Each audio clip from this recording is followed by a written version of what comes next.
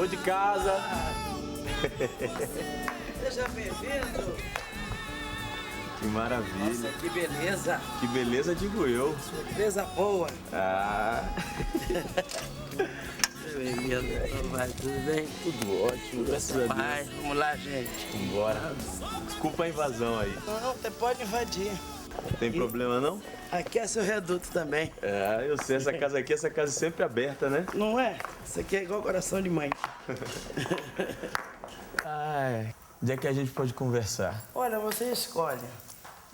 Posso escolher mesmo? Pode escolher. Atenção, galera. Olá, boa tarde. Você quer ficar aqui na Praça da Alegria? Pode ser.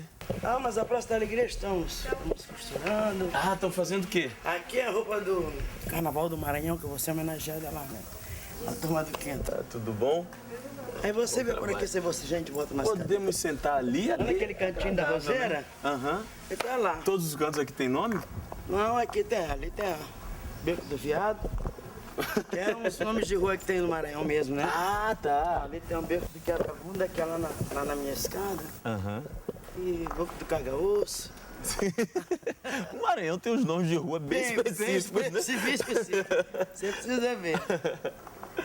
Que lindo isso, hein? Qual é o nome dessa planta? Eu não sei.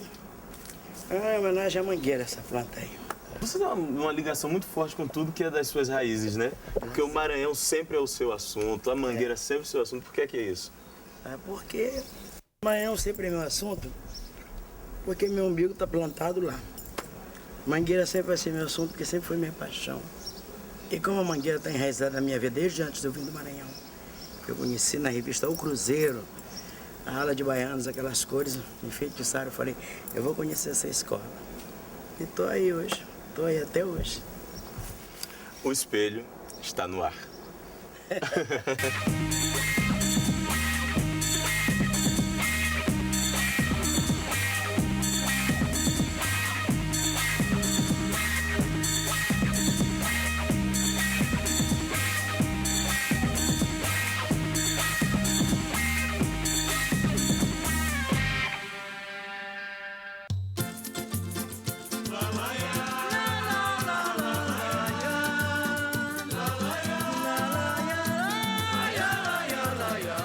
A primeira coisa que tem que fazer é isso Deus aqui. te abençoe. Deus te ajude, Nos ajude. se Deus quiser. Fazer aquela pergunta indelicada. Quantos anos de idade e quantos anos de carreira? Bom, idade, eu estou com 85 anos, graças a Deus. Mas isso não me pesa não, viu? Porque eu me sinto jovem. E estou com 60 anos de carreira. Se Deus permitir, eu irei ainda além, se Deus quiser. Hei tentado descobrir nesses bons escritos velhos que se chamam evangelhos, um caso nunca explicado. Eu desejo ardentemente, desbravando a espessa treva, conhecer a cor de Eva, que de Adão viveu ao lado. Seria ela branquinha, loira, com um astro fulgente, que despertasse na gente uma ideia da Hellball? Seria acaso branquinha, lá do Cáucaso nevado, de olhar felino azulado, cabeça fulva de sol?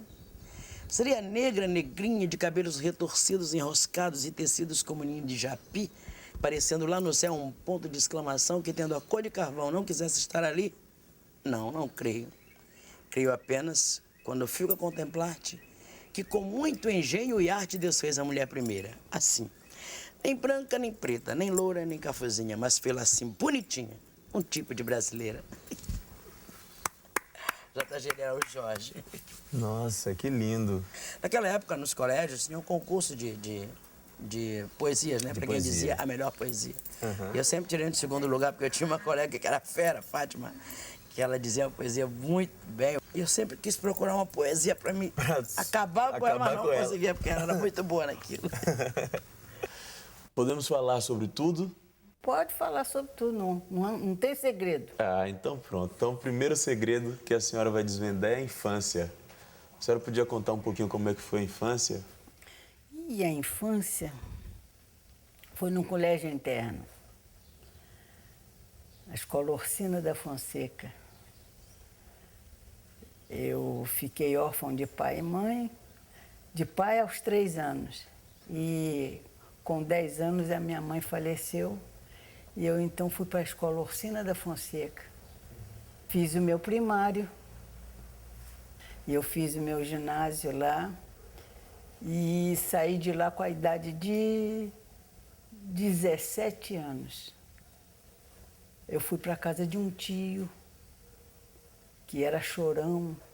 Tio Dionísio? É, tio Dionísio. Ah, já sabe, né? Tio Dionísio era chorão, era uma casa muito alegre. E eu fui para a casa do tio Dionísio. Eu comprei um jornal do Brasil e estava escrito assim: inscrições abertas para a escola Alfredo Pinto, escola de enfermagem. Eu disse, sabe uma coisa, eu vou fazer concurso. Se eu passar, tive a felicidade de passar nos 10 primeiros lugares. E, naquela ocasião, os 10 primeiros lugares dava direito a uma ajuda de custo de 60 mil réis, que naquela época era dinheiro que salvando. E quando eu me formei, fiz um concurso, fiz uma prova de habilitação para o Ministério da Saúde.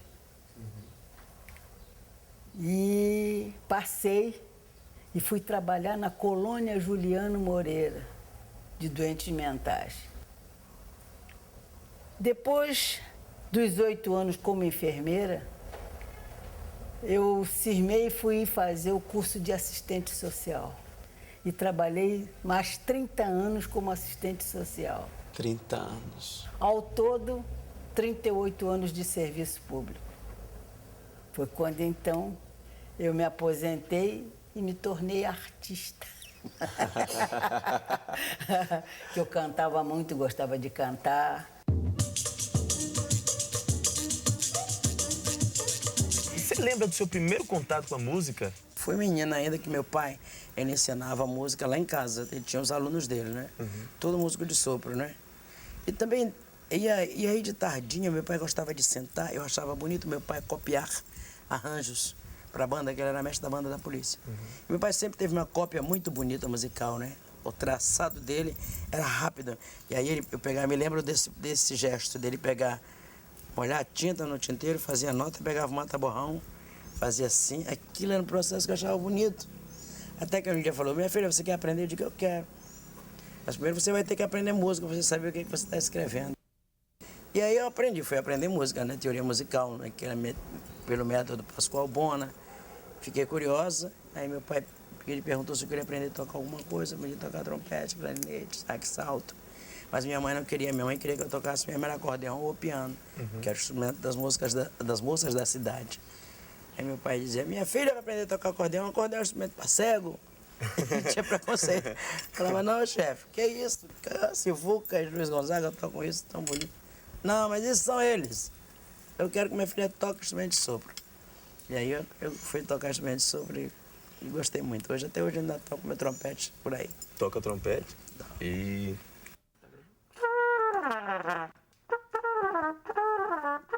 É que meus familiares eram todos músicos. Meu tio era músico. Minha mãe, apesar de ter falecido cedo, ela saía num rancho. Ela crooner do Flor do Abacate. Tinha uma voz muito privilegiada e quer dizer que eu vivia no meio dos músicos. Então a música e a Desde enfermagem, criança. a assistência social, tudo caminhavam lado a lado. Tudo. E a senhora escolheu o cavaquinho como? Bom, o cavaquinho foi da seguinte maneira. Meu tio, como músico, ele compunha, ele fazia choro. Então ele, para não esquecer, né, naquele tempo não tinha gravador, não tinha nada disso. Então ele fez o seguinte, ele me ensinou umas posições para acompanhar choro. Samba não podia, é só choro. Então eu acompanhava os choros dele, compreendeu? Quer dizer, ele não esquecia, eu era o gravador dele. E outra coisa, ele me exibia, quando ele fazia as festas lá na casa dele, que ele apresentava os choros dele, né? Aí ele me chamava. Botava o cavaquinho na minha mão E eu, já sabe, acompanhava meu tio. E ele se exibindo E, com a senhora. ele se exibia a minhas custas. Eu acompanhava ele no cavaquinho, essas coisas todas. Mas nas horas vagas, eu gostava era de samba, né? Aham. Aí já sabe, eu começava... Mas era escondido? Hein? Era escondido? Escondido dele.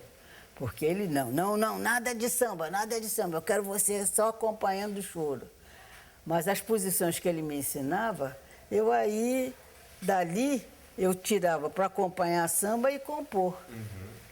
Aí quando meu tio viu que eu dava também para fazer composições, essas coisas todas, já viu, né? Ele me chamava para ser parceira dele no choro, né? Só não podia ser samba. Eu fazia minhas parcerias no choro, mas quando eu podia, eu fazia meus sambinhas. Mas por que tinha essa distinção do samba pro choro? Não, porque ele achava que o samba era muito discriminado. E na época era mesmo. Ainda mais para uma mulher. Claro, isso nem se fala. Então meu tio proibia o choro que estava em alta naquela época, né? E o canto? Vem quando? O canto foi assim, eu sempre cantei no quintal lá de casa, cantava. E aí a vizinhança aplaudia, o senhor, canta outra. Tinha um português no fundo da minha casa, o seu Fernando, que era amigo do meu pai. E ele dizia, o senhor não canta essa moraria para matar a saudade da minha terra. Eu cantava, ai, moraria da velha Rua da Palma, onde um dia deixei presa a minha alma. E cantava. Até que um dia eu fui num baile com meu pai, que a orquestra dele estava tocando. Eu fiquei lá em cima, no palanque, perto da orquestra. E o cantor do meu pai ficou rouco, não pôde vir. Aí meu irmão disse, bote a Alcione para cantar, que ela canta direitinho, chefe, falou pro meu pai. Meu pai, Alcione, não vai cantar nada? Bote ela para cantar. Aí me botou. Quando eu cantei, comecei a cantar, a festa toda virou de frente pro palco e não teve mais festa, não teve mais baile, teve show. Tudo que eu cantava, eles aplaudiam, ninguém dançava mais. Foi uma coisa incrível que aconteceu na minha vida. E daí, eles queriam sempre contratar a orquestra do meu pai comigo. Meu pai dizia, não, ela está estudando, não pode vir para o baile de noite. Só vi aquela vez.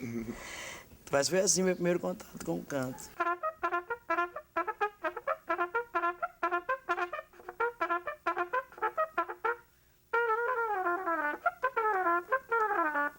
E eu ficava...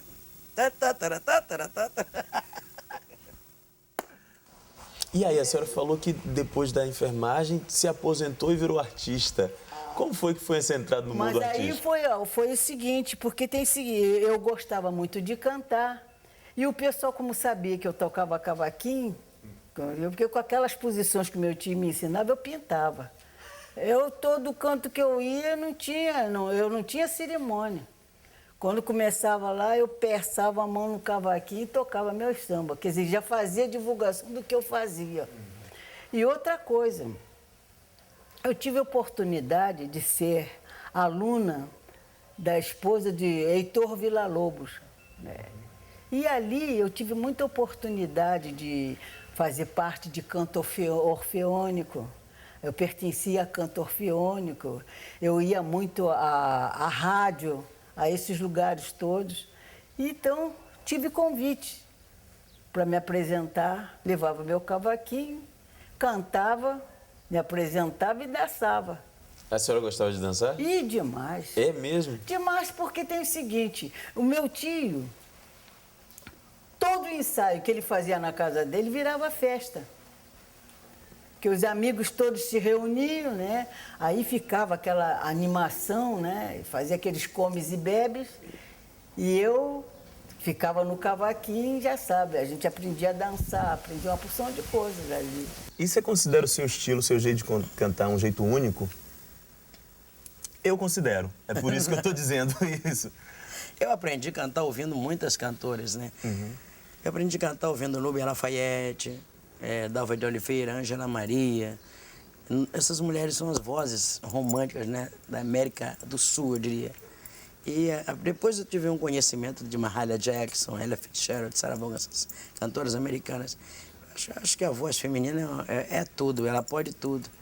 Então, depois eu fui procurar meu caminho. Procurei meu caminho e achei.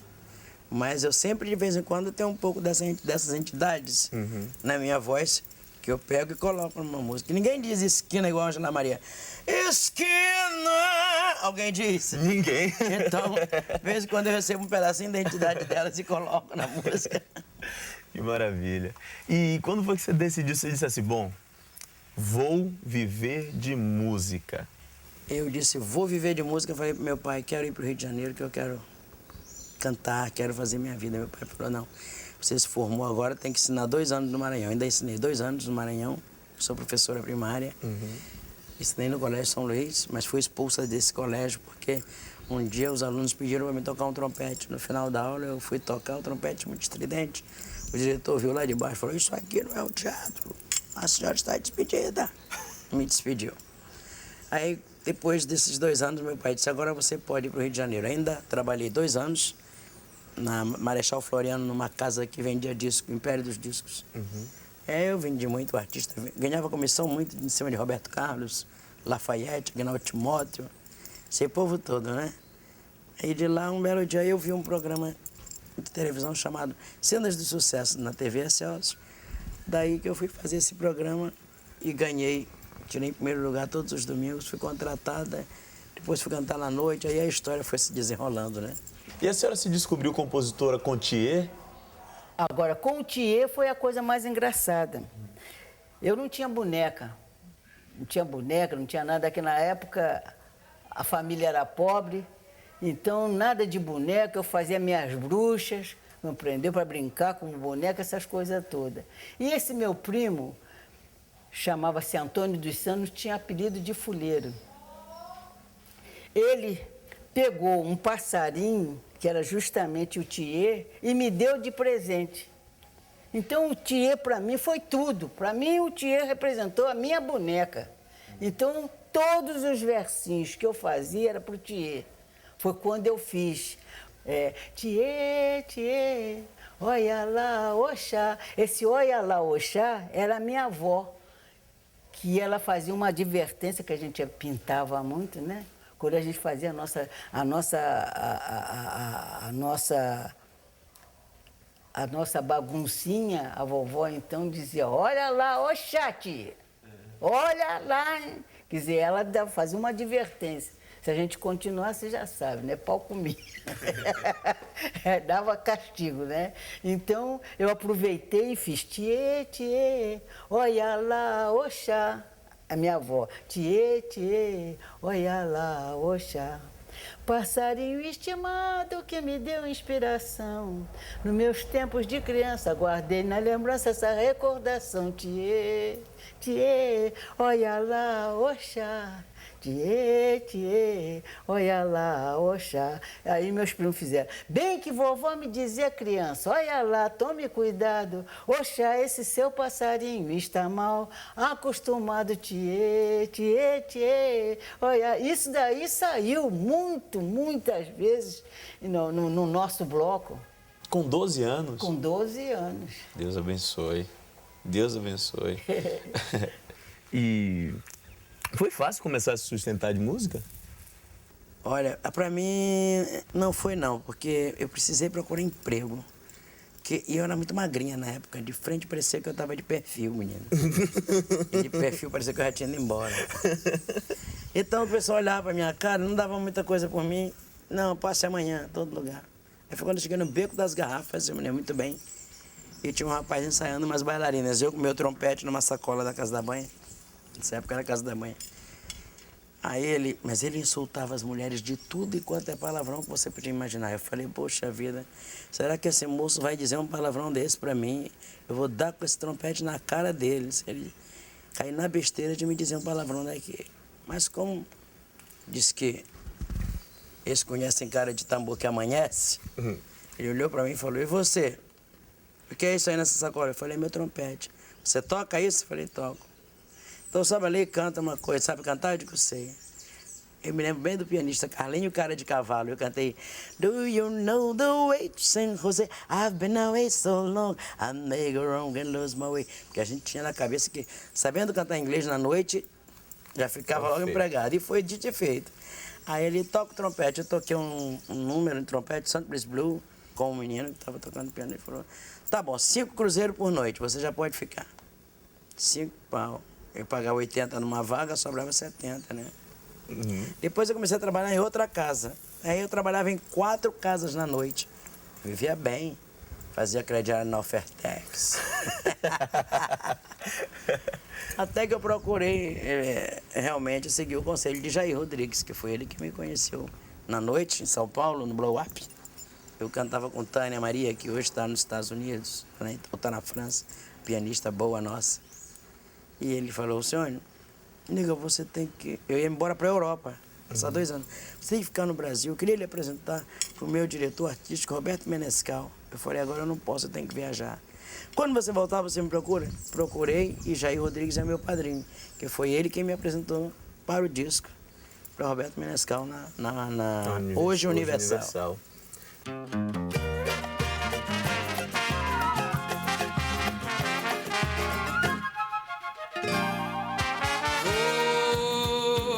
Sorrindo com o meu interior, chorando.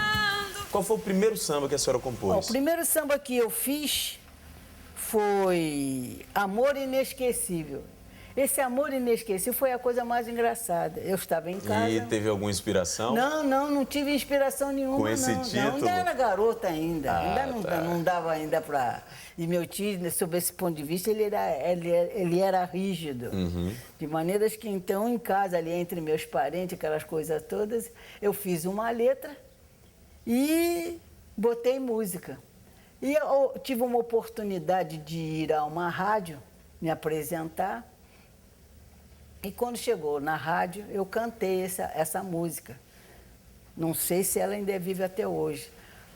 Conheci uma cantora por nome de Francinete, que gostou muito da música e gravou. Foi a primeira música minha gravada. Que música foi essa? Foi essa, Amor Inesquecível. E como é que ela é? Não, eu não posso lembrar daquele amor que não volta mais. Fico com os olhos rasos d'água. Peço a Deus um dia, faça ela voltar. E arrependido de joelhos, cansei de implorar aquele a quem tanto amei, para me perdoar. E a Francinete gravou. Menina, faça por ter na bolsa 4 vinténs. No céu entra quem merece, na terra vale quem tem, que não tem não é ninguém. Obrigado. Nada. Disponha.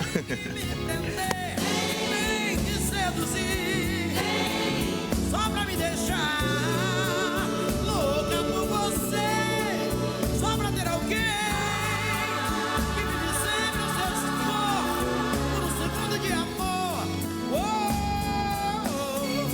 Mas tem que me prender, vem te seduzir, só pra me deixar louca por você, só pra ter alguém que me dê sempre o seu suor.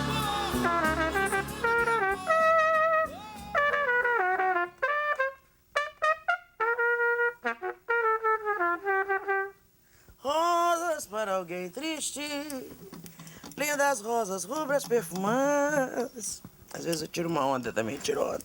Olha aí os bem-te-vis do Canal Brasil em seu habitat natural. Peraí, o narrador chamou a gente de bem-te-vi? Tô ligado, é porque os humanos acham que o som que a gente faz é bem TV. Isso não faz o menor sentido. Eles não sabem que o que a gente fala é... Imagina o dia que eles descobrirem que a gente tá o tempo todo falando.